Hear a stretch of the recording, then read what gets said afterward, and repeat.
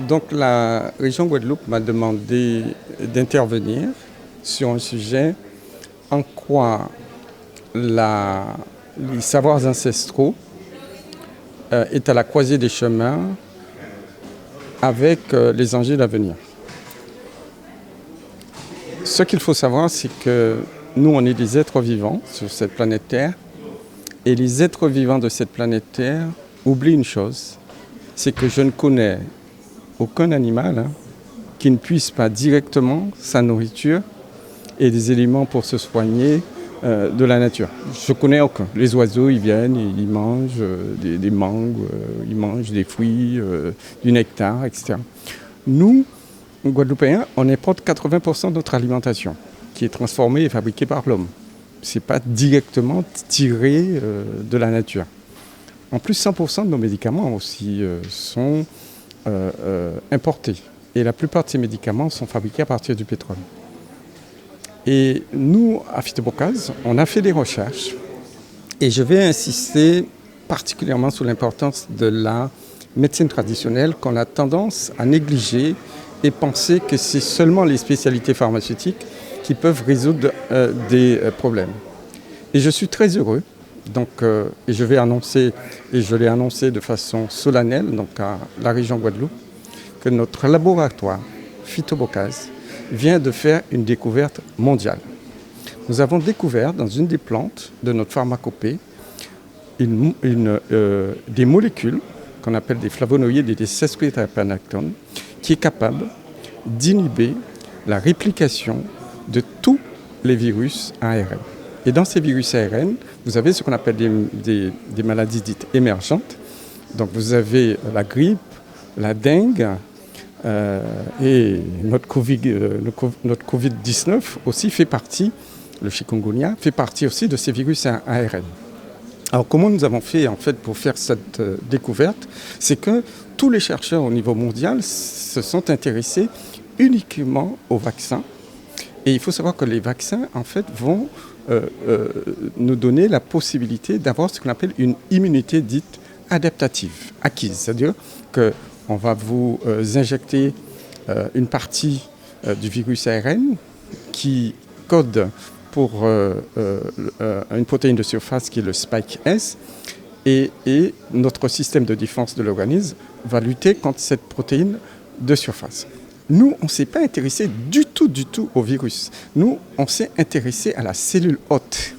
C'est-à-dire qu'il faut savoir qu'il n'existe aucun virus qui est capable de faire ses petits tout seul. Le virus est obligé de se fixer sur la cellule et prendre, en parasitant la cellule, prend donc toute la machine cellulaire pour faire ses petits. Et nous, on a trouvé que il existe une voie métabolique dans la cellule qu'on appelle la voie DHODH, la dihydroorotate déshydrogénase, qui est une enzyme qui est obligatoire pour fabriquer ce qu'on appelle des acides nucléiques, c'est-à-dire des bases qui sont nécessaires pour fabriquer le génome du virus. Et nous, si vous arrivez à trouver une substance qui bloque cette enzyme DHODH, la dihydroorotate déshydrogénase, vous ne pouvez pas fabriquer ce qu'on appelle des nucléotides qui sont les composants en fait du génome du virus. Et s'il n'y a pas de nucléotides, il n'y a pas de séquence de base. S'il n'y a pas de séquence de base, donc il n'y a pas de petit virus. S'il n'y a pas de petit virus, il n'y a pas de contamination, on arrête là. Et c'est le laboratoire Phytobocase avec un jeune chimiste guadeloupéen, Damien Bissessart, avec l'aide du CNRS de Montpellier. Et c'est nous qui avons fait cette grande découverte qui vient de faire le dépôt d'un brevet juste hier. Donc nous avons déposé un brevet sur cette grande découverte au niveau mondial. Je vois que vous êtes très ému. Je suis très ému. Parce qu'en fait, pourquoi je suis ému? Parce que